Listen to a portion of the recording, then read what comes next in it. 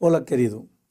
O propósito da lição desta semana é mostrar a misericórdia divina que está à disposição para salvar qualquer ser humano a partir do momento que, usando a sua vontade, o pecador se arrepender de seus pecados e aceitar Jesus como seu único Salvador. O estudo desta semana está baseado no capítulo 9 de Romanos. Na verdade, os capítulos 9, 10 e 11 formam uma unidade. O tema destes três capítulos é a nação de Israel. Em certo sentido, estes capítulos são como um parênteses. O que Paulo fala até o capítulo 8 poderia continuar falando a partir do capítulo 12 e não se notaria qualquer alteração no pensamento do autor. Isto porque nos primeiros 8 capítulos se expõe o Evangelho de Deus, isto é, as boas novas da justificação, nos capítulos 1 ao 5, as boas novas da santificação, nos capítulos 6 e 8, e as boas novas da glorificação, no capítulo 8. Depois, no capítulo 12, Paulo trata das implicações práticas do Evangelho. Como a verdade do Evangelho deve afetar nosso viver diário com relação a Deus, aos semelhantes, etc. Assim, temos que o capítulo 8 deveria preceder diretamente ao capítulo 12. No entanto, ao invés de fazer essa sequência temática, Paulo fez um parênteses de 3 capítulos, onde procura nos ajudar a entender onde se situa a nação de Israel nos planos e propósitos de Deus. Esse hiato de 3 capítulos se inicia com uma grande tristeza. Vamos ler os versos 2 e 3. Diz assim: que tenho grande tristeza e contínua dor no meu coração, porque eu mesmo poderia desejar ser anátema de Cristo por amor dos meus irmãos, que são meus parentes segundo a carne. Eu pergunto, por que Paulo estava triste? Porque Israel não tinha cumprido o propósito de Deus para seu povo. Qual é esse propósito? Estava esboçado por Deus em Êxodo 19:6. Diz: e vós me sereis um reino sacerdotal e povo santo. Estas são as palavras que falarás aos filhos de Israel. Presta atenção. Quando Deus convocou Israel para ser seu povo, o mundo estava mergulhado num grande lamaçal de paganismo, idolatria e pecado. Deus queria mostrar seu caráter para o mundo e por isso escolheu a nação de Israel. Eles deveriam viver de tal maneira que o mundo se sentisse atraído pelo modo de vida do povo escolhido por Deus. No entanto, infelizmente, esse povo escolhido se contaminou. Através do cerimonial de sacrifícios, Deus queria que eles refletissem a maravilhosa imagem de Jesus como único Salvador para todo mundo. Mas eles se perderam nas cerimônias em si. Se esqueceram de que tudo isso era apenas um símbolo do Cordeiro de Deus.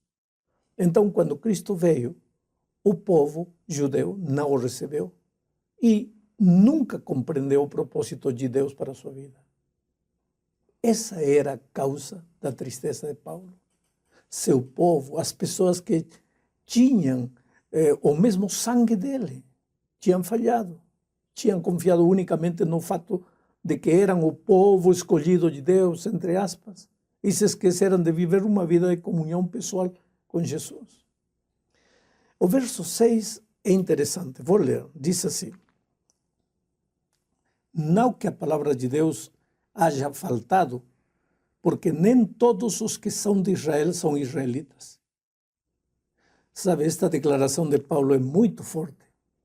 Nem todos os que são de Israel são israelitas. Isso quer dizer que nem todos os membros de uma igreja pertencem a Jesus Cristo. Sabe, querido, a forma é importante, mas não é tudo. O problema dos israelitas é que confiaram demais na forma. Muito símbolo, muito detalhe, muita regra. Imagine que somente em relação ao sábado foram criadas mais de 3.000 pequenas regras. Mas isso não era tudo. Não havia substância. Digo, mas isso era tudo. Não havia substância. Não havia vida. Deus não falhou. Ele jamais falha. Foi o povo que falhou. E agora Deus está levantando um remanescente daquela nação fracassada. A segunda parte da lição aborda um assunto delicado. Está no versículo 13. Lembra que estamos estudando no capítulo 9. Diz assim, como está escrito, amei a Jacó e odiei a Esaú. Sabe, esta é uma referência ao texto de Malaquias. Muitas pessoas usam este verso e os seguintes para defender a doutrina da eleição divina, ou seja, a ideia de que uns nascem eleitos para a salvação e outros eleitos para a perdição. Mas, para entender este verso dentro do contexto, é preciso entender que no capítulo 9 não se aborda casos de indivíduos, e sim do povo de Israel como um todo. Esaú e Jacó não são analisados como pessoas, e sim como símbolos. Oh, meu querido, Deus seria injusto se determinasse que uns deveriam nascer para salvar-se e outros nascer para perder-se, sem contar a decisão individual dos seres humanos. Qual seria, então, a importância da vontade? Para que Deus chamaria ou convidaria uma pessoa se a salvação ou a perdição dessa pessoa já está determinada? O próprio apóstolo Paulo pergunta no verso 14 o seguinte, que, pois, diremos? Que há injustiça da parte de Deus? De maneira nenhuma. E logo após, no verso 15, diz, pois diz a Moisés, compadecer-me-ei de quem me compadecer, e terei misericórdia de quem eu tiver misericórdia. Vamos pensar, como haveria justiça em Deus se ele se compadecesse de uns e não de outros? Aqui aprendemos algo muito interessante sobre a misericórdia e a compaixão de Deus. Deus, querido, derrama sua misericórdia sobre alguns, diz, de quem eu tenha misericórdia. Mas por que só de alguns? Por que essa misericórdia de Deus não é estendida para todos? A verdadeira pergunta não seria essa. A verdadeira pergunta seria, por que Deus tem misericórdia de alguém? Na verdade, nenhum de nós merece a misericórdia de Deus. Não merecemos nenhuma gota de sua misericórdia. Se Deus não tivesse misericórdia de ninguém e desejasse que todos morrêssemos por nossos pecados, ele seria absolutamente justo, porque isso é exatamente o que cada um de nós merece. O assombroso disso é que Deus tenha misericórdia de alguém. O assombroso é que alguém chegue a ser salvo. Mas apesar de ninguém merecer, Deus amou a todo mundo, de tal maneira que deu seu Filho unigênito, para que aquele que nele crer não pereça. Lembre-se, aquele que não crer, que nele crer, só ele terá a vida eterna. A misericórdia divina é para todos, mas somente vale para alguns, ou seja, para aqueles que aceitarem a oferta divina. Olá, querido, já estamos na lição 7 do trimestre. E o propósito da lição desta semana é mostrar que a vida do cristão não consiste somente em ter sido perdoado dos pecados passados. Consiste também em ser vitorioso sobre os pecados na vida presente. Vamos começar dizendo que Paulo termina o capítulo 5 com este versículo. Veja, diz assim, a lei foi introduzida para que o pecado abundasse, mas quando o pecado abundou, superabundou a graça. Interessante a expressão de Paulo, foi introduzida, a lei foi introduzida. Em grego, significa foi adicionada. Por que se adicionou a lei? Por que foi agregada a lei? Para que abundasse o pecado, diz Paulo. Quer dizer que a lei faz aumentar de tamanho o pecado? Sim, de certa maneira. Como? É simples. ele te faz olhar o pecado como em realidade o pecado é, a lei. A lei mostra a verdadeira natureza do pecado e da transgressão. Pense, por exemplo, numa lupa e troque a palavra abundar por aumentar. Mas quando o pecado aumentou, a graça aumentou muito mais. Quer dizer, quando você olha através da lente da lei, o pecado se vê na sua verdadeira natureza e malignidade. A lei aumenta a realidade do pecado para que nós não duvidemos da sua malignidade. Mas, ao fazer isto, o pecado aumenta a graça, porque a graça de Deus brilha mais intensamente quando o fundo negro do pecado está lá. Por que Deus permitiu que o pecado entrasse no universo? Por quê? Por uma razão. Entre outras, claro. E essa razão é que para que os homens conheçam melhor a graça maravilhosa de Cristo. Agora, para um pouquinho. Não quer dizer que Deus fez entrar o pecado para mostrar sua graça. Não.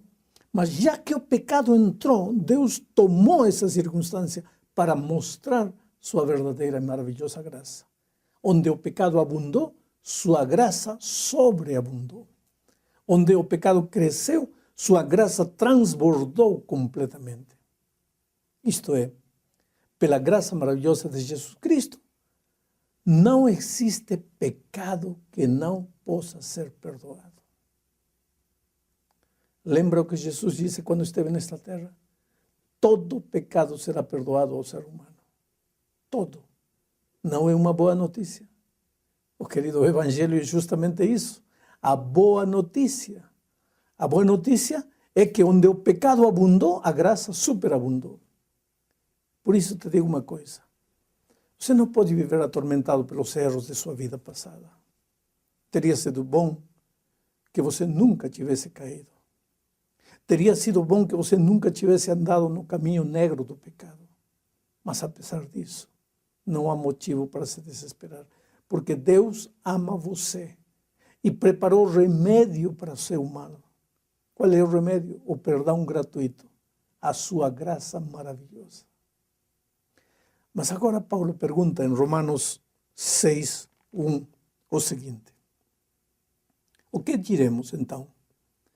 Permaneceremos no pecado para que a graça aumente? Ah, interessante. O apóstolo quer dizer que ninguém pode usar a graça maravilhosa de Cristo como desculpa para continuar vivendo uma vida de pecado. Agora, a partir deste versículo, até o versículo 12 do capítulo 6, Paulo desenvolve um conceito interessante. Ele apresenta o pecado como um mestre que governa seus escravos. Na realidade, a vida de um pobre pecador é uma vida de escravidão. Ele não vive, ele não sonha, ele não vai aonde quer, e sim aonde seu mestre o levar, onde o pecado ordena. O pobre pecador não tem vontade, e se tiver alguma não lhe serve de nada, porque tem que obedecer às ordens de seu patrão, o diabo. Mas Paulo diz que agora que somos cobertos pela graça maravilhosa de Cristo, não somos mais escravos do pecado, estamos libertos.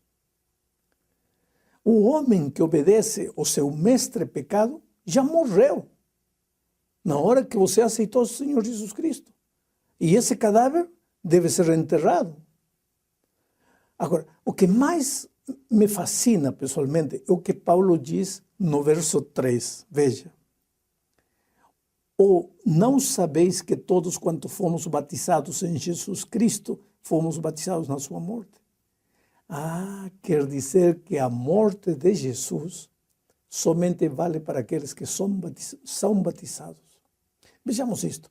O salário do pecado é a morte. E todos nós pecamos e todos nós merecemos morrer. Mas Cristo vem agora e Ele carrega os nossos pecados e morre por eles na cruz do Calvário. Isso é maravilhoso. Mas essa morte de Cristo só vale para aqueles que são batizados. Porque quando somos batizados na sua morte. É isso que Paulo afirma. Depois disto, Paulo continua a desenvolver o seu pensamento de que as pessoas que foram batizadas na morte de Cristo foram ressuscitadas para uma vida nova com Cristo.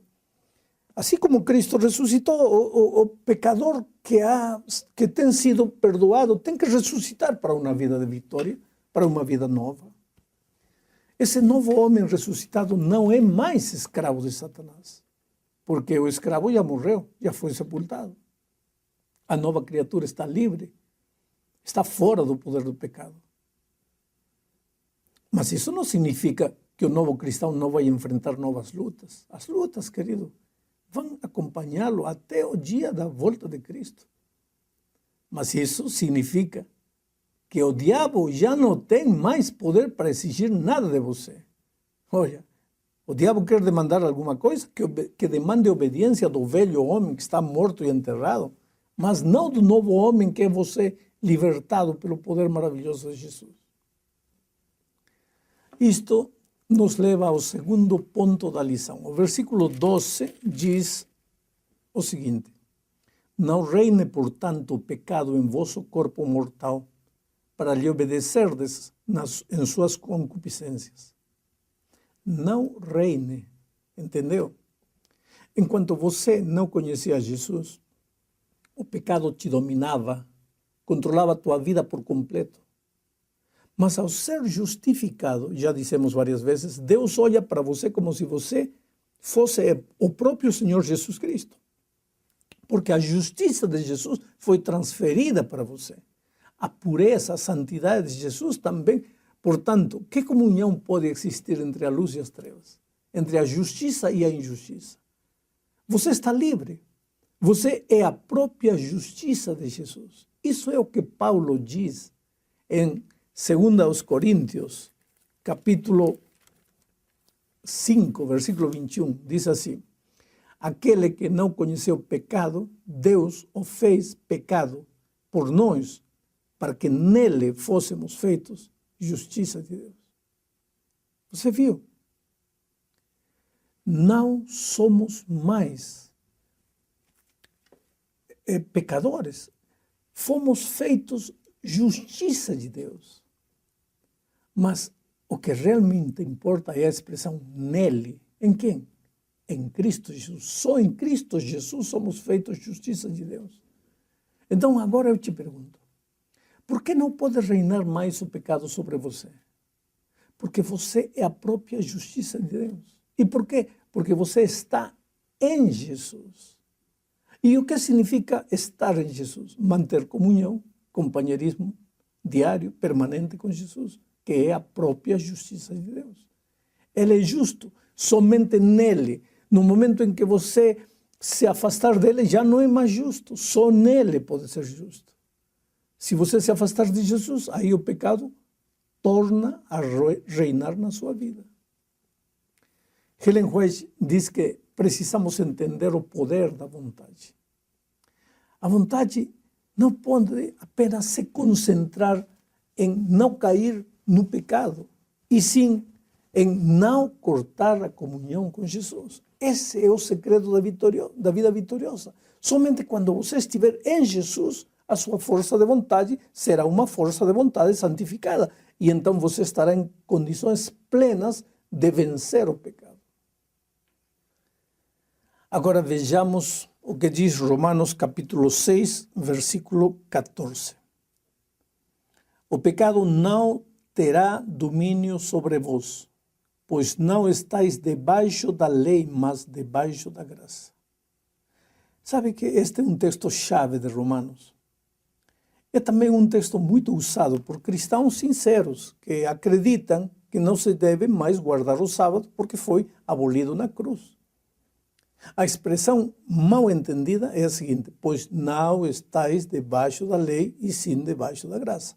Ora, pensam esses cristãos, se não estamos debaixo da lei, não temos mais por que obedecer os mandamentos. Agora estamos debaixo da graça e estamos livres da lei. Bom, o pensamento destes cristãos é interessante, mas vamos ver do que Paulo está falando. O final do capítulo 6 é a vitória sobre o pecado. O pecado não deve reinar mais sobre aqueles que foram justificados. Isso é o que vimos até aqui. Então, por que você pensa que, de repente, no meio do tema da vitória sobre o pecado, o apóstolo diria que já não há lei, que a lei não existe mais? Ele estaria se contradizendo. Não há lógica nesse tipo de raciocínio. Voltemos a ler o versículo 14, uma vez mais, para entender. O pecado não tem mais poder sobre os libertos. O que é o pecado? João responde em 1 de São João, capítulo 3, versículo 4. Diz, todo aquele que comete pecado infringe também a lei, pois o pecado é a infração da lei. Ora, se o pecado é a infração da lei, como é que o pecado reinará sobre os justos se já não existe mais lei? Porque o pecado é a infração da lei. E não havendo mais lei, não haveria mais pecado. Então, como poderia reinar? Seria um contrassenso. Não teria sentido nenhum. Olá, querido. O propósito da lição desta semana é mostrar o poder libertador de Cristo. Esta lição é um estudo do capítulo 8 da Epístola aos Romanos. É um capítulo de vitória. Contrasta completamente com o capítulo 7, que termina com um grito de angústia, de fracasso. Já o capítulo 8 fala de liberdade, de vitória. Romanos 8 é um dos capítulos da Bíblia mais estimulantes e de maior inspiração para quem está em Cristo. Em Cristo. Não apenas na igreja, mas em Cristo. O capítulo começa com a afirmação de nenhuma condenação há para os que estão em Cristo Jesus. E termina dizendo que também não há nenhuma separação para os que continuam em Cristo Jesus. Isso está nos versos 35 ao 39. A palavra-chave nesta primeira parte do capítulo é a palavra Espírito. Aparece 20 vezes.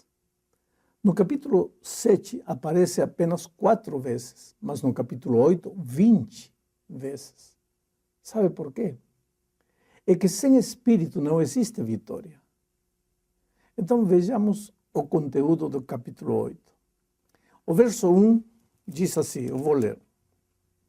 Portanto, agora nenhuma condenação há para os que estão em Cristo Jesus, que não andam segundo a carne, mas segundo o Espírito. A palavra condenação significa literalmente juízo que cai sobre alguém, sentença. Mas esse juízo de Deus que cai sobre o pecado não cairá sobre você. E por que não? Porque você tem sido libertado da lei do pecado e da morte. O que a lei do pecado dizia? O que a lei do pecado é? Em que consiste? É o poder do pecado. E você está livre da lei do pecado por um simples motivo. Você já não está sob o domínio do pecado. Se ainda estivesse sob o domínio da lei, do pecado e da morte, então você estaria sob a condenação de Deus. Porque o pecado demanda juízo, morte e condenação. O castigo decorrente do pecado deveria ser executado. Mas Jesus recebeu tudo nele. Esse castigo que nos merecíamos, ele recebeu sobre ele. Deus, de certa maneira, condenou seu próprio filho para que você não fosse condenado. Essa é a afirmação do versículo 3. Veja o que diz. Porquanto o que era impossível à lei, visto como estava enferma pela carne, Deus, enviando o seu Filho em semelhança da carne e do pecado, pelo pecado condenou o pecado na carne. Você percebe? O juízo de Deus recaiu sobre o seu único Filho, para que este juízo não tivesse que cair sobre você. Agora, querido, você não está mais condenado. Você está justificado. Se você acreditar em Jesus, você não será condenado. Não há condenação para você. Não há mais. Todos os seus pecados foram perdonados na cruz. Jesus foi castigado e condenado por seus pecados. A ira de Deus foi derramada sobre ele, seu filho, na cruz. Por isso Isaías disse que ele foi traspassado pelas nossas transgressões e moído pelas nossas iniquidades. O castigo que nos traz a paz estava sobre ele e pelas suas pisaduras fomos sarados. E quando chegamos a Cristo com fé, então, somos justificados, declarados inocentes pelo juiz do universo. Isso é o que afirmam os versos 33 e 34. Veja, quem intentará acusação contra os filhos, os escolhidos de Deus? É Deus quem os justifica. Quem é que condena? Pois é Cristo quem morreu, ou antes, quem ressuscitou dentre os mortos, o qual está à direita de Deus e também intercede por nós. O assunto delicado de hoje é quem é que realmente pode desfrutar e reclamar essa maravilhosa declaração de nenhuma condenação. Só aqueles que estão em Cristo Jesus.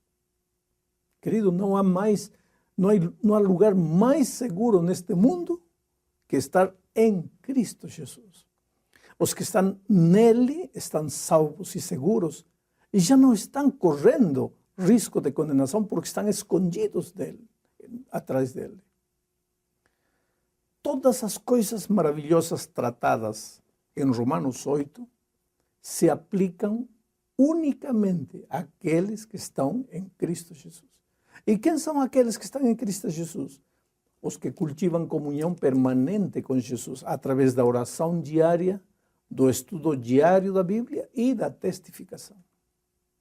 Vejamos agora o que diz Romanos 8, 2. Porque a lei do Espírito de vida em Cristo Jesus me livrou da lei do pecado e da morte. Você lembra o que Paulo disse no capítulo 7, 24? A pergunta era, quem me livrará? Era um grito desesperado, quem me livrará? Agora no verso 2, Paulo diz, Cristo me libertou. Contraste, você percebe? Romanos 8, 2 menciona duas leis, a lei do Espírito e a lei do pecado. Para entender isso, pense na lei da gravidade e na lei da aerodinâmica. Veja, a lei da gravidade é uma lei natural. Diz que um objeto metálico grande e pesado no céu deve cair e se arrebentar no chão. O avião, então, seria um belo exemplo de algo que devia cair e se destroçar. Mas a lei da aerodinâmica é outra lei natural, que em alguns casos supera a lei da gravidade e permite que o grande e pesado avião permaneça no ar e não se estraçalhe no chão. Assim também é na vida espiritual. A lei do pecado e da morte me leva a cair, a fracassar, a pecar. Mas a lei do Espírito de vida em Cristo Jesus me capacita para viver uma vida que agrade a Deus, uma vida de contínua obediência.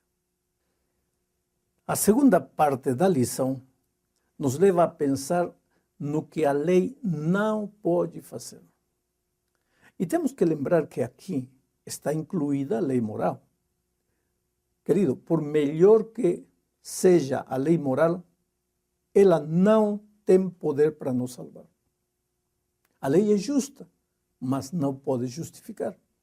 A lei é santa, mas não pode santificar. A lei me mostra que eu sou um pecador, mas não pode me transformar num homem santo. O espelho pode me mostrar a mancha que eu tenho, mas não pode me limpar, não pode me lavar. Mas o que a lei não pode fazer, Deus sim pode, e o faz. O que a lei não pode fazer, o Cordeiro de Deus o faz. Isso acontece porque a lei é deficiente? Não. O problema nunca esteve com a lei. O problema esteve comigo. A lei estava enferma pela carne, diz o versículo 3. Na realidade, a lei é muito poderosa. A lei preservaria a vida de uma pessoa. se essa pessoa cumprisse os mandamentos o tempo todo, ao pé da letra. Só que por causa da natureza pecaminosa, ninguém pode cumprir toda a lei. Então, a que conclusão nos leva isto? De que algo anda mal, mas não com a lei. A falha não está com a lei, está comigo. Vamos agora para a terceira parte da lição. Os versículos 5 e 6 dizem: porque os que são segundo a carne inclinam-se para as coisas da carne, mas os que são segundo o Espírito para as coisas do Espírito, porque a inclinação da carne é morte, mas a inclinação do Espírito é vida e paz. Aqui Paulo coloca diante de nós os dois únicos caminhos desta vida. Ou somos levados pela carne, ou seguimos o Espírito. São dois caminhos diferentes, com resultados diferentes. A vida ou a morte. Precisamos escolher em qual caminho andar. Precisamos decidir quem vai ser o nosso guia. Existe uma batalha contínua entre o espírito e a carne e vice-versa. Essa é uma luta diária, querido. Não é uma decisão única que dura a vida toda. É uma decisão diária, tomada a cada instante, a cada momento. Agora temos os versos 7 e 8. Porquanto a inclinação da carne é inimizade contra Deus, pois não é sujeita à lei de Deus, nem em verdade o pode ser. Portanto, os que estão na carne não podem agradar a Deus. É interessante a expressão, porquanto a inclinação da carne. Significa que os pensamentos da carne são inimizade contra Deus. A carne sempre está contra Deus. A carne é inimiga de Deus. Não se sujeita, diz Paulo. Ou seja, não se submete. A carne não é submissa, pelo contrário, se rebela contra Deus, se levanta contra Deus e também contra a lei de Deus. A carne é a natureza pecaminosa que está dentro de nós. Agora, outra expressão interessante é, nem em verdade o pode ser. Você percebe? A carne é incapaz de submeter-se. A carne pecaminosa do homem, sua natureza pecaminosa é rebelde, não se submete. No verso 8, Paulo ensina que, por quanto estas coisas, entre aspas, em relação à carne, são assim, os que estão na carne, ou seja, os que não têm sido justificados, não podem agradar a Deus. É impossível para eles agradar a Deus. A carne nunca, jamais poderá agradar a Deus. Para a maioria das pessoas, é muito, muito difícil aceitar a verdade desse versículo. Quer dizer, alguém pode perguntar, quer dizer que tudo que eu fiz na vida antes de aceitar Jesus era inaceitável para Deus? Não lhe agradava? E efetivamente era assim. Podíamos aceitar muitas coisas como boas, retas, dignas de louvor, mas essa era uma visão particular do ser humano, uma visão sem Deus. Qual é a sugestão dos versículos 7 e 8 sobre as pessoas que possuem a mente do Espírito? Diz que essas pessoas deveriam ocupar-se do Espírito e ter a mente do Espírito, ou seja, ter uma mente espiritual. A mente espiritual é amiga de Deus, em contraste com a mente da carne. A mente espiritual está em paz com Deus. Não há guerra, não há hostilidade contra Deus, porque é submissa à lei de Deus. E sempre será. Dessa forma, os que vivem segundo o Espírito podem agradar a Deus.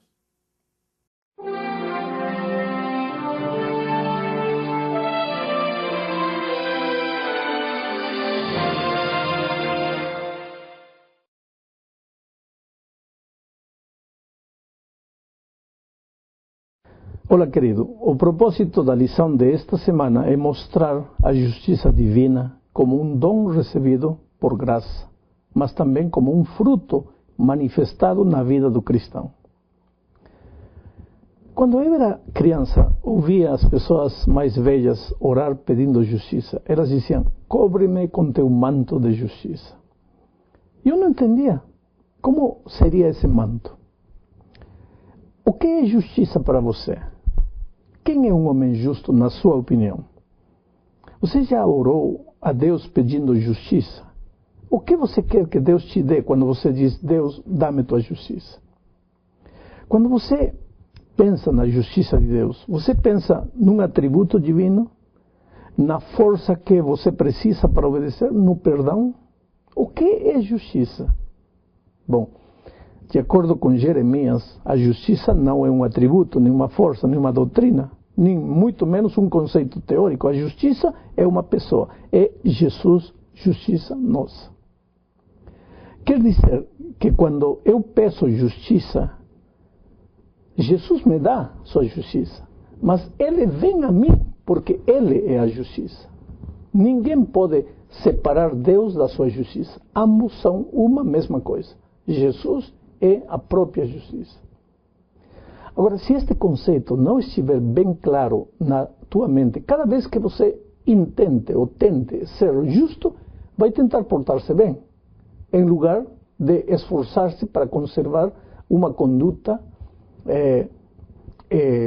sem erros. Você precisa esforçar-se para não afastar-se de Jesus. Se você sabe que Jesus é a justiça e deseja ser um homem justo, tudo o que você precisa fazer é ir a Jesus, permanecer com Ele, e nele você é feito justiça de Deus.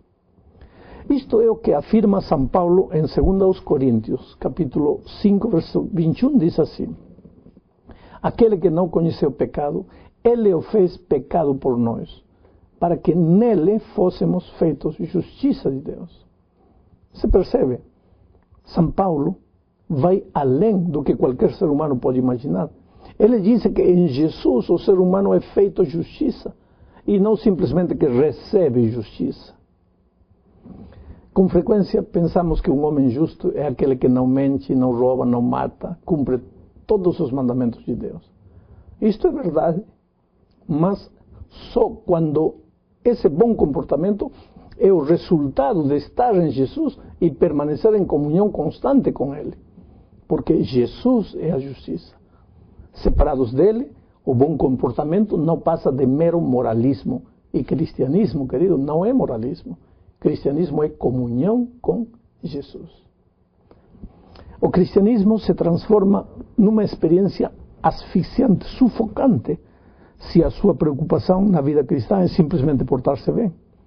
Mas é fascinante quando é uma experiência maravilhosa de viver cada dia com a pessoa maravilhosa de Jesus. A segunda parte da lição nos leva a meditar num texto de Paulo, que está em Romanos 10, 3, e diz assim: porquanto não conhecendo a justiça de Deus e procurando estabelecer a sua própria justiça, não se sujeitaram à justiça de Deus. Este é o grande perigo que os cristãos corremos, confundir as coisas. Pensar que Deus está simplesmente preocupado em que nos portemos bem e pratiquemos obras justas. E claro, querido, que Deus gosta de ver obras de justiça na vida de seus filhos, mas como um resultado e não como a causa. Você não é justo porque pratica obras justas. Você faz obras justas porque é justo. O primeiro que você precisa fazer na vida cristã é ir a Jesus e não tentar fazer sua própria justiça. A justiça humana é como trapo de imundícia para Deus. Por quê? Porque é apenas aparência. Esse era o problema dos fariseus nos tempos de Cristo. Se esforçavam para ser bons, mas só por fora. No fundo, não passavam de gente pecadora. E Jesus chamou eles de sepulcros caiados, branco por fora, mas osso e carne podre por dentro.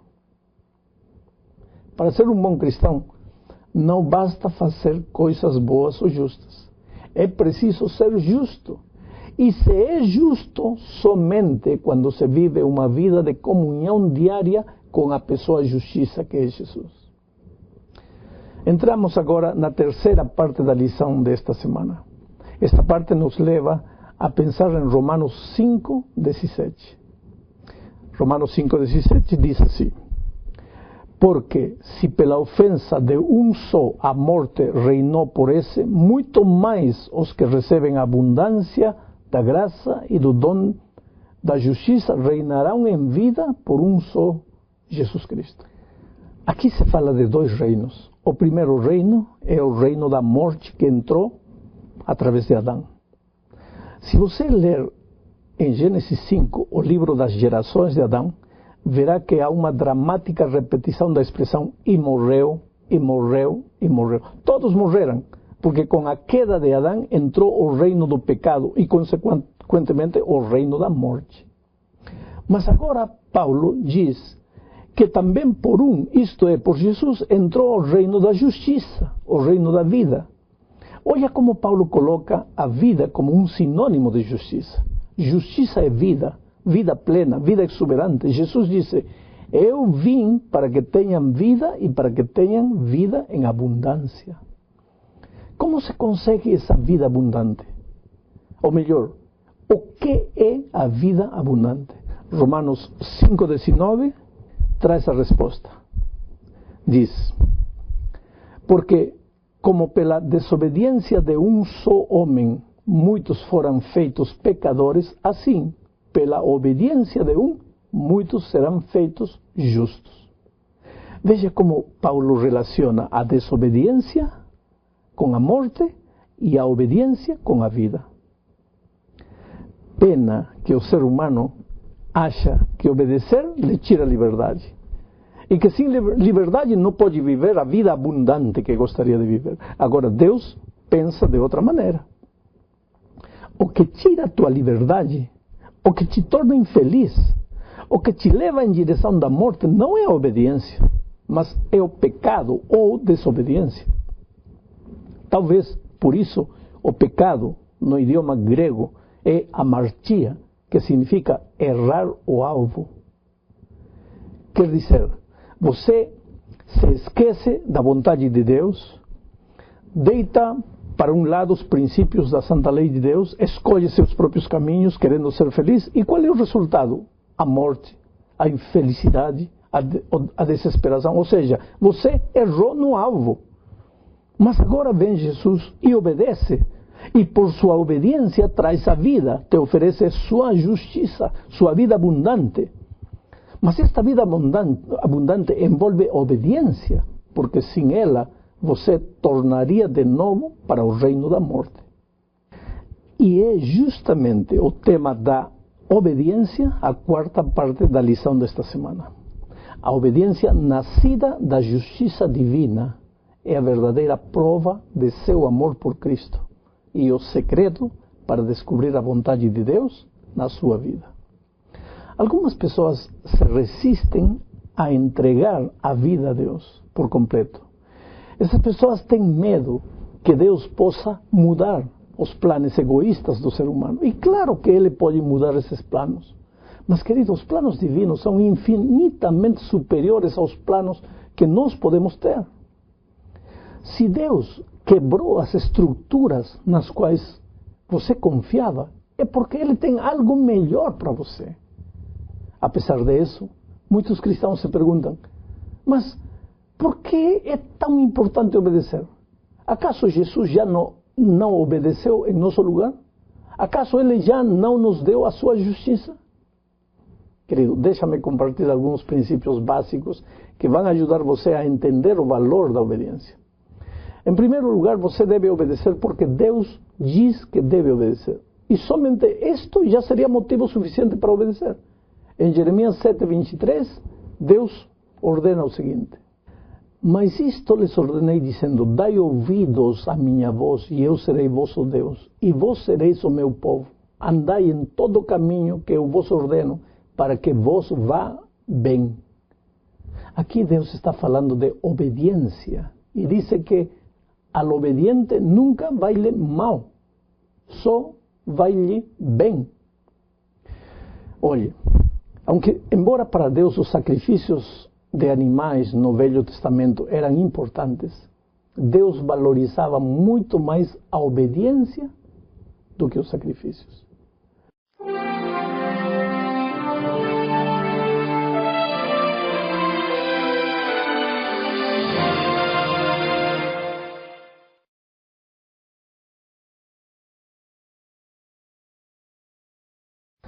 Olá, querido. O propósito da lição desta semana é mostrar que o domínio próprio não é simplesmente a força de vontade humana. O verdadeiro domínio próprio é o fruto do Espírito, otorgado por graça àqueles que procuram o Senhor. Veja, Deus deseja que nós tenhamos domínio sobre todas as tendências naturais da carne. O Espírito Santo veio para produzir em nós o fruto do domínio próprio que precisamos para controlar as paixões da nossa natureza. Precisamos estar seguros de que o Espírito Santo conserva o controle, tem o controle sobre as nossas ações, os apetitos, as ambições e os pensamentos.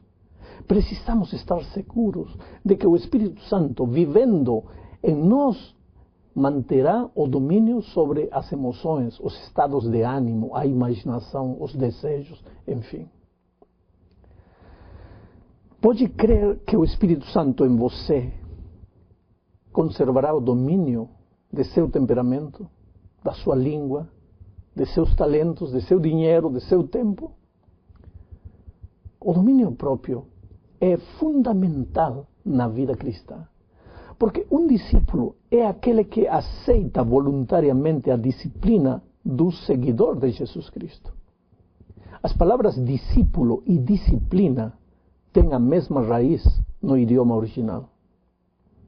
Veja, você está completamente errado, enganado, se você acreditar que é um discípulo, mas não reconhecer que o discipulado envolve aceitar a disciplina do verdadeiro seguidor de Jesus. Se você quiser aprender a arte do domínio próprio, precisa começar submetendo-se ao domínio do Espírito Santo. O Espírito Santo quer dar para você equilíbrio, domínio próprio, ajudar a negar-se a si mesmo, dar-lhe autodisciplina que capacitará você para controlar-se diante da tentação. O domínio próprio é uma parte da tua herança espiritual. O Espírito Santo está desejoso de ajudar você a viver uma vida cristã vitoriosa. E João 2, 15 e 16 apresenta o ideal de Deus para os discípulos de Cristo. Diz o seguinte, veja: não ameis o mundo, nem as coisas que há no mundo. Se alguém amar o mundo, o amor do Pai não está nele. Porque tudo que há no mundo, a concupiscência da carne, a concupiscência dos olhos e a soberbia da vida, não procede do Pai, mas procede do mundo. O grande problema é entender como trabalha o Espírito para produzir em nós o fruto do domínio próprio, que em realidade está entrelaçado com o fruto do amor, a paz, a benignidade, enfim. O pior que pode acontecer com você é pensar que somente porque você ora, estuda a Bíblia de manhã, já o fruto do Espírito vai aparecer na sua vida. Bom, a devoção pessoal é básica, mas, querido, não é suficiente. Então, como é que o Espírito produz as boas obras em você? Vejamos. Existe muita confusão em relação a este assunto. Quem é aquele que exerce o domínio próprio em você? É o Espírito ou é você? É o Espírito aquele que exerce o domínio próprio nas horas da tentação? Ou você somente recebe a vitória como um fruto e você não faz nada? Quem é que exerce o domínio próprio? É você, com a ajuda do Espírito? Ou é Espírito em você sem tua participação? Qual é a participação humana? Ter fé é só ficar de braços cruzados esperando que Jesus controle tua vida e te leve para longe da tentação? Aonde fica a participação humana? Qual é o verdadeiro papel da força da vontade? O apóstolo Paulo explica este assunto de maneira simples. Veja, quando nós vamos a Jesus e convivemos com Ele, Jesus faz parte da nossa vida. Quando você entrega a sua vida a Jesus, o Espírito habita em você. Jesus habita em você na pessoa de seu Espírito Santo. Paulo, em 1 Coríntios 6:19, diz: ou ignorais que vosso corpo é templo do Espírito Santo? O que sucede então? O Espírito Santo está morando em você. Aí ele obriga você a fazer as coisas certas, mesmo você não querendo? Não, querido, não é assim. Você não se transforma numa máquina ou num robô que está obrigado a fazer algo contra a sua vontade. O que acontece é algo maravilhoso. Quando você permite que Jesus forme parte da sua vida, quando você permite que o Espírito Santo habite no seu coração, ambos passam a ser como uma só pessoa. As vontades se juntam. Já não vivo eu, diz Paulo, mas vive Cristo em mim. E aonde vai você, se Cristo é agora aquele que vive em você? E o que agora vivo na carne, continua dizendo o apóstolo, espera um pouco, não acaba de dizer já não vivo. Como então ele acrescenta, e agora vivo? No final de contas, vive ou não vive? Esta é a maravilhosa realidade do cristão. Veja, quando você vive uma vida de comunhão diária com Jesus, a vontade de Jesus e a sua vontade humana se juntam. São duas vontades numa só vontade. Os desejos de Jesus são teus desejos, e teus desejos são os desejos de Jesus. Então, quando chega a tentação, quem é aquele que toma a decisão? É Jesus ou é você? É você, mas é Jesus. Quem é aquele que se retira dos caminhos do pecado? É você ou é Jesus? Quem é aquele que exerce o domínio próprio? É o Espírito em você ou é você no Espírito? Oh, querido, a tua comunhão com Jesus é tão profunda, a tua convivência com Ele tão íntima, que as duas vontades se transformam numa só vontade. A vida que agora você vive, vive na fé do Filho de Deus. Isto o confirma o Espírito de profecia quando diz: quando a vontade é colocada, é posta do lado do Senhor, o Espírito Santo toma essa vontade e a unifica com a vontade divina. Isso está em Mente, Caráter e Personalidade, volume 2, página 694. Você percebe? O domínio próprio não é um domínio próprio teu. Nenhum trabalho exclusivo do Espírito. Nem um pouco seu, um pouco do Espírito. É um só esforço, uma só atitude, uma só decisão. O Espírito e você fundidos numa só vontade, chamada vontade santificada. O segundo ponto da lição nos leva a considerar a vida de José. Este jovem decidiu que o Espírito Santo tomaria controle da sua vida. E o resultado disso foi uma vida de vitória. Não sucumbiu diante da tentação. O fruto do domínio próprio apareceu na vida de José. E ele soube dizer não ao pecado. A história de José é uma história de sonhos. A Bíblia chama ele de José, o sonhador. O centro de seus sonhos era Deus. Veja, aquela tarde, quando seus irmãos o venderam e ele foi levado para Egito, uma terra distante, ele olhou pela última vez desde a colina para as tendas do seu pai e fez uma promessa a Deus: Senhor, eu não sei aonde vou, eu não sei para onde me levam, mas aconteça o que aconteça, custe o que custar, eu nunca deixarei de te amar. As pessoas podem tirar minha liberdade, podem querer acabar com meus sonhos, podem arrancar meus braços, as pernas, inclusive podem me distanciar da minha família. Eu vou para um país onde não tenho amigos, ninguém me conhece, vou como um escravo, talvez para começar lavando pratos, limpando banheiros, mas Deus meu, vou contigo, e acontece o que acontecer, nunca deixarei de te amar. Oi, querido, o propósito da lição desta semana é mostrar que todos os seres humanos somos pecadores. E a menos que reconheçamos esse fato e nos arrependamos, jamais alcançaremos a salvação. Para começarmos, vamos analisar Romanos 1, 16 e 17. Diz assim: porque não me envergonho do Evangelho de Cristo, pois é o poder de Deus para a salvação de todo aquele que crê, primeiro do judeu e também do grego, porque nele se descobre a justiça de Deus de fé em fé, como está escrito, mas o justo viverá da fé. Esses foram os versos que sacudiram a mente e o coração de Martinho Lutero para iniciar a reforma. Os versos têm algumas palavras impactantes. Vou analisar essas palavras. A primeira delas é a palavra evangelho. Não tenho vergonha, não me envergonho do evangelho, diz Paulo. E por que teria que se envergonhar? ¿Por quê? Porque, como já explicamos na introdução, ser cristão naqueles tempos era ser considerado como um rebelde, um pária, um homem contra o governo de Roma.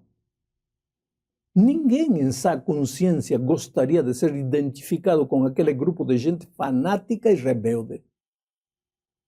Por isso, Paulo afirma que não tinha vergonha do evangelho. A palavra grega que se traduz como evangelho significa boa nova, ou seja, notícia maravilhosa. E qual é essa boa notícia que Paulo anuncia? Que o ser humano não precisa mais olhar para o futuro simplesmente com a esperança de que um dia virá o Messias.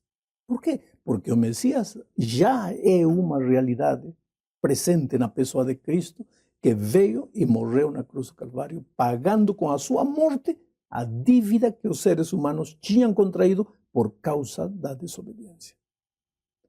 Sem dúvida nenhuma, não poderia existir melhor notícia do que esta. A outra palavra que devemos considerar no texto é a palavra poder. Paulo afirma que o evangelho é poder. Por quê? Primeiro, poder para derrotar o inimigo de Deus. Poder para quebrar as correntes de escravidão que aprisionam os seres humanos. Todos os homens estavam sob a dívida do pecado e o pagamento dessa dívida requeria a própria vida. Mas o ser humano não queria morrer e estava numa situação desesperadora. Então aparece Jesus e morre no lugar do homem. E agora o inimigo de Deus não tem mais outra saída senão liberar o ser humano. O ser humano está resgatado. Por isso o evangelho é poder. Mas além disso, o evangelho é poder para transformar ao ser humano numa nova criatura. Essa é a boa nova do evangelho. Olha, por exemplo, este exemplo. Eu conheci Andrés numa das cidades mais violentas do mundo. Ele tinha fama de mau. Tinha passado vários anos na prisão pagando pelos seus crimes. Foi na prisão que o evangelho o alcançou e o transformou. Era uma noite gelada de inverno. Andrés estava agonizando, tremia de frio, quase congelado, estava esperando a morte. Foi nessas circunstâncias que me escutou pregar através do rádio de um companheiro de cela. Aquela noite, o Espírito de Deus tocou seu coração. Ele tinha ouvido muitas vezes falar de Jesus, mas achava que a religião era coisa de pessoas fracas. Ele sempre tinha se considerado um homem valente. Armado até os dentes, ele tinha trazido muita dor a muitas pessoas. Era mau e cruel. Tinha escolhido o caminho do crime quando era apenas um adolescente e culpava a sociedade por não ter lhe dado a opção de outro caminho para escolher. Mas naquela noite, ele estava morrendo aos poucos e a morte assusta os mais valentes. Então, na quase penumbra da sua agonia, entendeu que Deus o amava e queria dar-lhe um coração novo. E aí ele suplicou, chorou, clamou a Jesus por uma segunda oportunidade e adormeceu. Na manhã seguinte, viu o sol entrar pela janela. Estava na prisão, na enfermaria da prisão. Os raios do sol eram insistentes, apesar da neblina. Eu estava vivo, me disse ele, quando o conheci. Não podia esconder a emoção. Eu estava vivo. Deus me estava dando uma segunda chance. Querido, já se passaram 30 anos desde aquela noite fria na cela gelada de uma prisão. Andrés é hoje um testemunho vivo do poder transformador de Cristo. Está livre e realiza um trabalho extraordinário que ajuda meninos delinquentes. Esse é o poder transformador do Evangelho. Mas para apoderar-se dele é preciso ter fé. E essa é a outra palavra que precisamos estudar, fé. Fé é crer. Eu gosto mais da palavra confiar, porque demonstra amizade, convivência, companheirismo, amor. Só é possível confiar em alguém a quem se ama. E só se pode ter fé em Deus se você o amar e viver com Ele uma vida de permanente comunhão. A última palavra que analisaremos é a palavra justiça. Justiça é um estilo de vida, sem erros, sem falhas. O ser humano pode tentar ser justo pelas suas próprias forças, mas jamais vai conseguir, pois o homem é mau por natureza. Então só pode ser justo através da justiça de Cristo. Justiça é a própria pessoa de Jesus. E o ser humano que deseja ser justo precisa viver em comunhão com a pessoa de justiça que é Cristo. A segunda parte da lição explica por que o justo necessita viver, precisa viver pela fé. É que o homem, veja, você, eu, todos os seres humanos de todos os tempos, nós somos pecadores e maus por natureza. Explico. Quando saímos das mãos de Deus, Adão e Eva, quando eles saíram das mãos de Deus, eles tinham a natureza perfeita, ou seja, a inclinação natural para fazer o bem, para andar nos caminhos de Deus. Só que, apesar disso, nossos primeiros pais decidiram voluntariamente desobedecer. E ao fazer isso, eles perderam a natureza perfeita e adquiriram instantaneamente a natureza imperfeita. Agora, com essa natureza é impossível andar nos caminhos de Deus. É impossível. O profeta é claro ao afirmar em Jeremias 13:23 o seguinte: porventura pode o etíope mudar a sua pele ou o leopardo as suas manchas? Então, podereis vós fazer o bem sendo ensinados a fazer o mal? Claro que não. Veja, com a natureza pecaminosa com a qual nascemos, é impossível andar nos caminhos de Deus, de ser justos. Você pode se esforçar quanto quiser. Pelo contrário, olha o que Paulo afirma em Romanos 3, a partir do versículo 10 ao 12. Como está escrito: não há um justo, nenhum sequer. Não há ninguém que entenda, não há ninguém que busque a Deus. Todos se extraviaram e juntamente se fizeram inúteis. Não há quem faça o bem. Não há nem um só. E o profeta Isaías já havia dito isto séculos antes. Em Isaías capítulo 1, versos 4 e 6, diz: ai, nação pecadora, povo carregado de iniquidade, descendência de malfeitores, filhos corruptores, deixaram ao Senhor, blasfemaram o Santo de Israel, voltaram para trás. Desde a planta do pé até a cabeça não há nele coisa sã, senão feridas, inchaços e chagas podres, não espremidas, nem ligadas, nem amolecidas com óleo. Essa é a realidade triste do ser humano. E não foi só nos tempos de Isaías e de Paulo, mas em todos os tempos. inclusive no nosso tempo. Inclusive, pior ainda, deveria ser a expressão correta. Nos nossos dias, o ser humano acha que cada vez está evoluindo, está mais perfeito, está se desenvolvendo, avançando em todos os sentidos. Mas olha o que Paulo afirma em Romanos, capítulo 1, versículos 22 ao 28. Dizendo-se sábios, tornaram-se loucos e mudaram a glória do Deus incorruptível em semelhança de homem corruptível, e de aves, e de quadrúpedes, e de répteis. Por isso também Deus os entregou às concupiscências de seus corações, à imundícia, para desonrarem seus corpos entre si. Pois mudaram a verdade de Deus em mentira, e honraram e serviram mais a criatura do que o Criador, que é bendito eternamente. Amém. Por isso Deus os abandonou às paixões infames, porque até as suas mulheres mudaram o uso natural, no contrário à natureza.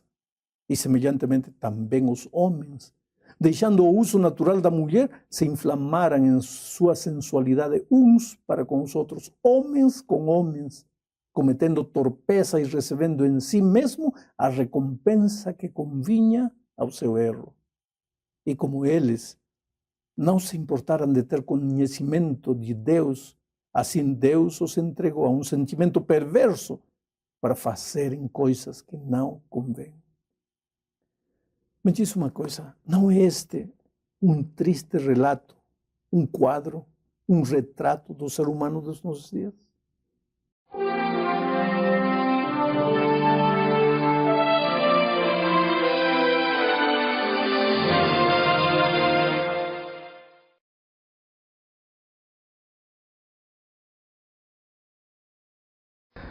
Olá, querido.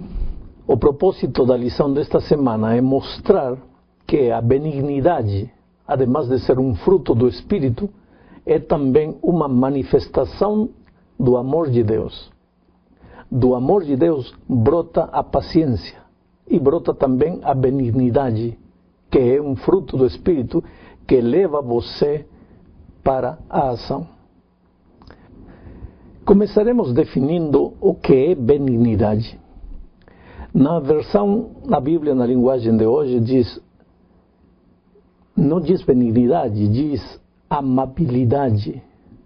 Mas benignidade é justamente isso, cortesia, ser gentil, educado, ter um bom trato, um trato suave, ser considerado, ser atento, amável, valorizando até as pequenas coisas que as pessoas fazem, seja a esposa, esposo, os filhos, dar um trato carinhoso aos mais idosos, ainda até com os animais. É algo que brota de um coração cheio do Espírito Santo. Às vezes estamos tão carregados de tarefas e então nos tornamos meio ásperos, descorteses com aqueles que estão à nossa volta. Mas a benignidade é generosidade. É o que neste mundo se precisa mais do que nada. É o que este mundo está pedindo a gritos, um pouco de compaixão, de ternura. O espírito de benignidade reconforta as outras pessoas. A benignidade é a essência mesma das ações de Deus para conosco.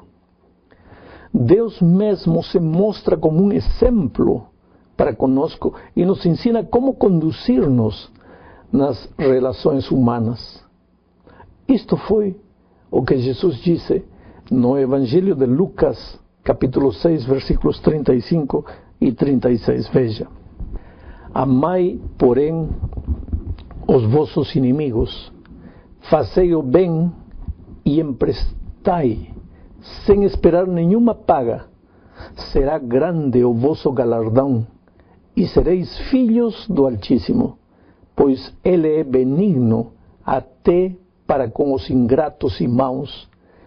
Sede misericordiosos, como também é misericordioso vosso Pai. Em Efésios 2, Paulo escreve acerca da maravilhosa graça de Deus e destaca também a benignidade de Deus para conosco.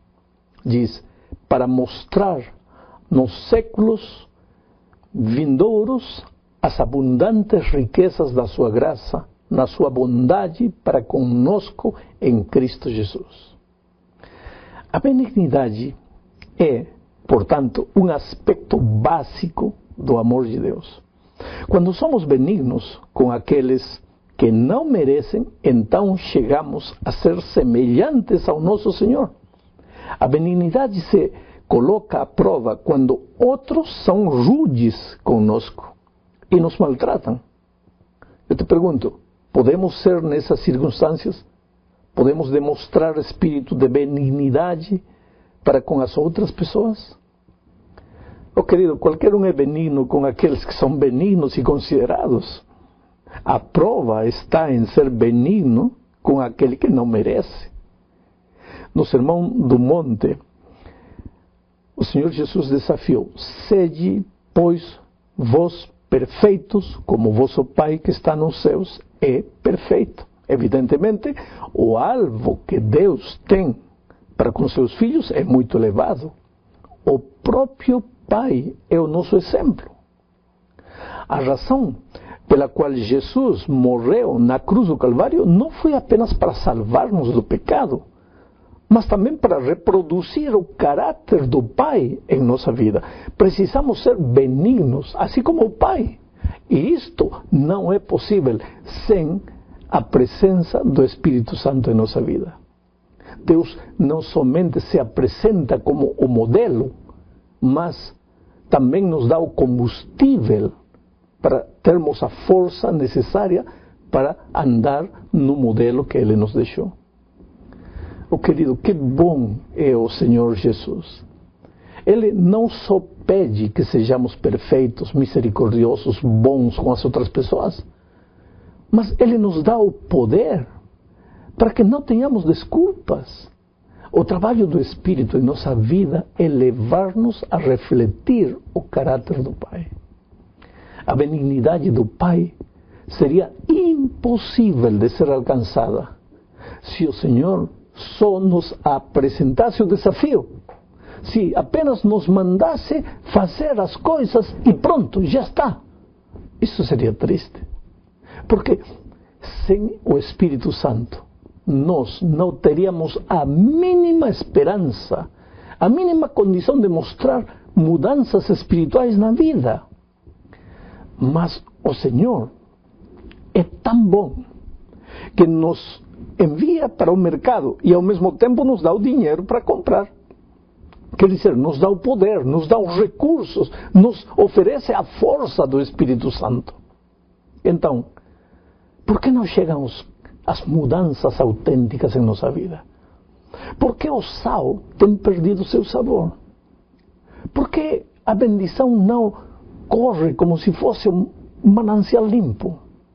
Por que as ventanas dos céus, as janelas dos céus estão fechadas para a gente?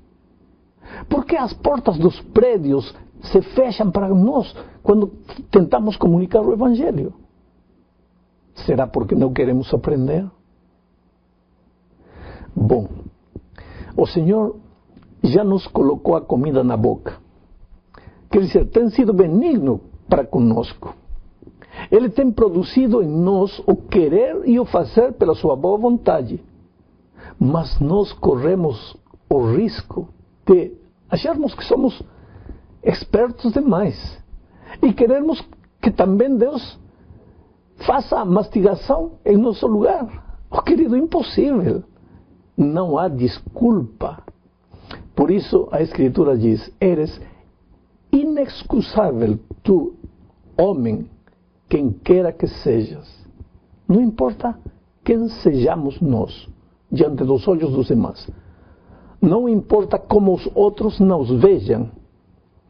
Não importa o que os outros falem acerca da gente. O Senhor está dizendo: não importa quem é você, você não tem desculpa. Não tem desculpa de nenhum tipo. Desculpa que valha para rehusar a transformação que o meu Espírito quer operar em você. Oh, querido, não podemos dizer nada a Deus Não podemos tentar enganar a Deus com a religiosidade exterior, falsa, fingida, porque a benignidade dele continua ali, esperando. Mas não se equivoque. Escute o que diz São Paulo. Ou menospreciais as riquezas de sua benignidade, ignorando que a sua benignidade guia você para o arrependimento, mas pela sua dureza, pelo seu coração não arrependido, você atesoura para si mesmo ira. Oh, meu amigo querido, não há desculpa. Não há motivo para renunciar à benignidade de Deus. Deus é bom e Ele quer que nós também sejamos benignos, porque Deus não só nos deu o modelo, Ele também nos deu o seu Espírito, para que a presença do Espírito continuamente fique trabalhando, mudando a nossa maneira de viver, a nossa maneira de sentir. Eu estou com vós todos os dias, diz, até o fim do mundo. Olá, querido. O propósito da lição desta semana é mostrar que as leis cerimoniais de Israel chegaram ao fim com a morte do Messias, mas que a lei moral continua vigente. Sabe, este é um estudo que tira muitas dúvidas das pessoas sinceras que não entendem por que, se creemos em Jesus, insistimos em guardar os mandamentos. Vamos começar dizendo que no início da igreja cristã, muitos judeus foram convertidos. Muitos. Mas no Novo Testamento não achamos nenhum registro que diga que para que os judeus fossem aceitos na fé cristã, eles teriam que abandonar alguns costumes judeus, como a circuncisão e outras leis cerimoniais e festividades próprias do povo judeu. Mas, por outro lado, também não existe registro que diga que o gentio que agora se convertia ao cristianismo devia cumprir os ritos judeus. Mas o problema era esse. Muitos judeus convertidos ao cristianismo começaram a exigir que os gentios que se tornavam cristãos cumprissem as tradições e as ordens dos judeus. E isto, querido, começou a criar um mal-entendido, um mal-estar que confundia a igreja naqueles tempos e que, infelizmente, ainda confunde muitos cristãos em nossos dias. Vamos ver o que diz Hebreus 8, capítulo 8, versículo 6. Diz assim: Mas agora alcançou ele ministério tanto mais excelente, quanto é mediador de uma melhor aliança que está confirmada em melhores promessas. Este verso fala do ministério de Cristo. E está comparando com o ministério dos sacerdotes do povo de Israel. O autor da Epístola aos Hebreus diz que o ministério de Cristo é melhor porque foi estabelecido sobre um pacto melhor e sobre melhores promessas. A palavra melhor é repetida 3 vezes. Agora, por que o ministério de Cristo é melhor? Por um simples fato. Porque o ministério dos sacerdotes de Israel era baseado sobre animais, sacrifício de animais, que simbolizavam a vinda do Messias. Mas o ministério de Cristo está baseado no seu próprio sacrifício. Por isso o ministério de Cristo é melhor. Jesus é o Cordeiro de Deus que tira o pecado do mundo. Ele é a realidade. Os cordeirinhos do Antigo Testamento eram só símbolos. Agora, chegando à realidade, já pois não era mais preciso continuar sacrificando cordeirinhos. Portanto, as leis cerimoniais que guiavam o procedimento do santuário tinham chegado ao fim. Só que em nenhuma parte do Novo Testamento se diz que a vinda do Messias invalida a lei moral dos 10 mandamentos eternos. Ao contrário, olhe o que afirma Apocalipse capítulo 12, versículo 17. E o dragão irou-se contra a mulher e foi fazer guerra aos remanescentes da sua semente, os que guardam os mandamentos de Deus e têm o testemunho de Jesus Cristo. Aqui se menciona como uma das características da Igreja de Deus, perseguida pelo dragão, a observância dos mandamentos de Deus. A outra característica é ter o testemunho de Jesus. Outro verso interessante é Tiago 2, 10 e 11. Diz assim: porque qualquer que guardar toda a lei e tropeçar em um só ponto, tornou-se culpado de todos. Porque aquele que disse, não cometerás adultério, também disse, não matarás. Se tu, pois, não cometeres adultério, mas matares, estás feito transgressor da lei. Agora, de que está falando Tiago? Claro que está falando do decálogo, portanto, as melhores promessas das quais fala Hebreus não pode ser, como alguns entendem, a liberação dos 10 mandamentos, mas ao mesmo tempo, todas as cerimônias e sacrifícios que simbolizavam a morte de Cristo, essas cerimônias foram abolidas, porque, em realidade, qual seria o valor dos símbolos? Cristo era melhor promessa do que um simples cordeirinho. A segunda parte da lição fala das diferentes leis que Israel tinha. Existia, por exemplo, a lei moral que tinha os 10 princípios eternos escritos pelo próprio dedo de Deus no Monte Sinai. Estavam escritos em tábuas de pedra e eram guardados dentro da Arca do Pacto, no lugar santíssimo do santuário. Só que além da lei moral, estava também a lei cerimonial, que mostrava as instruções sobre os sacrifícios e cerimônias, já que o Messias ainda não tinha vindo. E o povo de Israel expressava sua fé no Messias através desses sacrifícios e cerimônias do santuário. Agora, além da lei cerimonial, estava também a lei civil, já que Israel era um povo que tinha regras para conviver entre eles e necessitavam dessas leis civis. Tinham também as leis de saúde, já que para não ser vítima de epidemias, eles tinham que respeitar certas medidas higiênicas e alimentícias. Agora veja, todas essas leis vinham de Deus.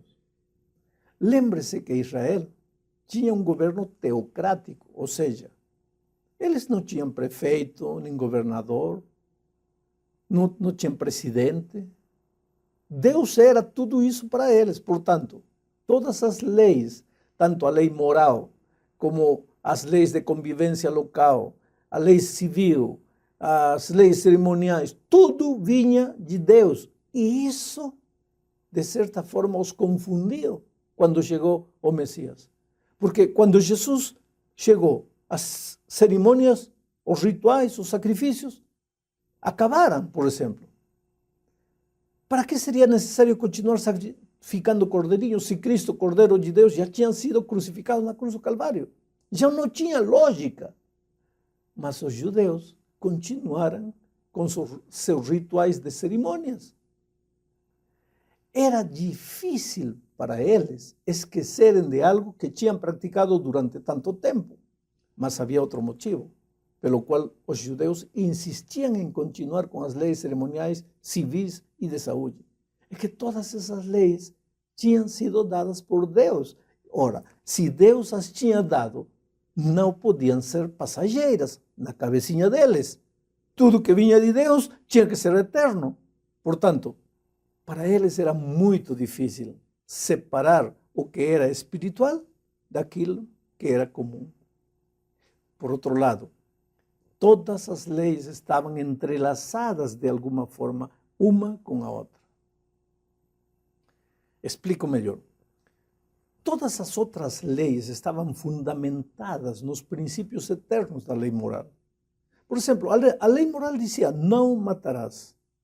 E quando um israelita não cuidava do corpo, ou não obedecia às leis de saúde, de certa forma estava atentando contra o princípio da lei moral. Estavam ligadas.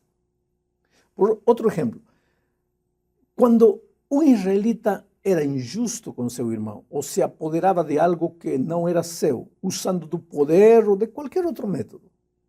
Ele também estava tentando não apenas uma lei civil, mas estava tentando o princípio da lei moral que dizia: não furtarás.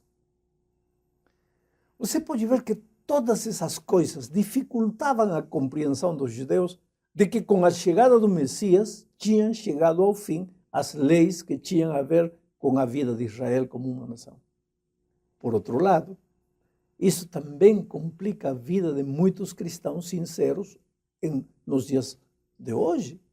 Gente sincera, linda, que acredita que o fim das leis cerimoniais, dos rituais, das leis civis, inclui também o fim da eterna lei moral de Deus dos 10 mandamentos.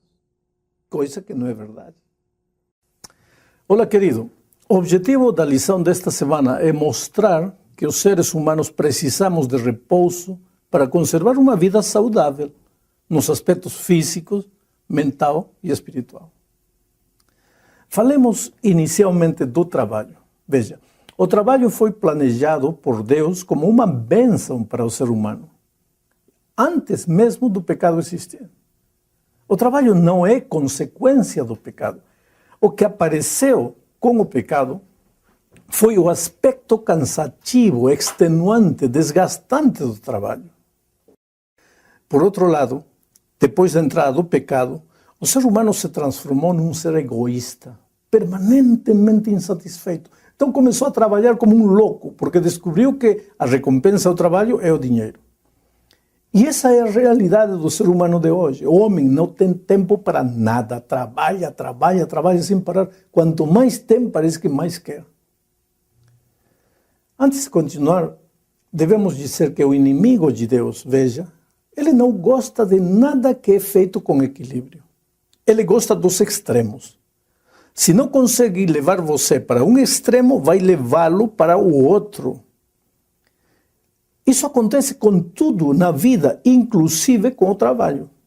Encontramos a preguiça e o ócio de um lado e o trabalho exagerado do outro. Quero que saiba que ambos extremos são perigosos. Mas a lição desta semana analisa o extremo de trabalhar demais e não ter tempo nem para Deus, nem para a família, nem para descansar, nem para nada. Outro dia eu achei uma pessoa que me disse: eu não tenho tempo para nada. Meu nome é trabalho e meu sobrenome hora extra.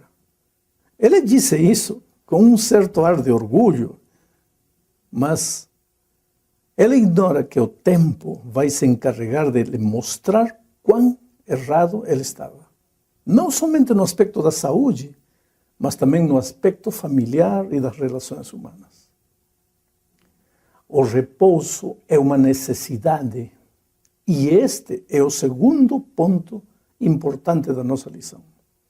Veja o que diz Éxodo capítulo 23, versículo 12. 6 dias farás a tua obra, mas ao 7º dia descansarás, para que descanse o teu boi e o teu jumento, e para que tome alento o filho da tua serva e o forasteiro. Este versículo enfatiza a importância do descanso. Todo ser vivo precisa de descanso, assim como precisa de alimento. O descanso é um estado reduzido de atividade mental e física que faz com que a pessoa se sinta revigorada, rejuvenescida e preparada para continuar com suas atividades cotidianas. Mas o descanso não é simplesmente inatividade, requer confiança em Deus. A pessoa que descansa se encontra mentalmente relaxada, livre de ansiedade e fisicamente calma. O descanso é essencial para a saúde e básico para a qualidade de vida. Sem descanso, a capacidade de concentração e de exercer as atividades cotidianas diminui e, por outro lado, aumenta a irritabilidade. A falta de descanso normalmente vem acompanhada do transtorno do sistema nervoso e da lentidão de pensamentos. É por isso que Jesus um dia disse aos seus discípulos: vinde à parte e repousai um pouco. Quer dizer, se desejamos ter um corpo saudável, devemos levar a sério o conselho do Senhor. A terceira parte da lição enfatiza a necessidade de descansar em Deus. O descanso saudável não é só inatividade, nem é meditação vazia, o que está de moda em nossos dias. O verdadeiro descanso só é possível ao lado de Jesus. Veja o que diz Mateus 11, 28 ao 30.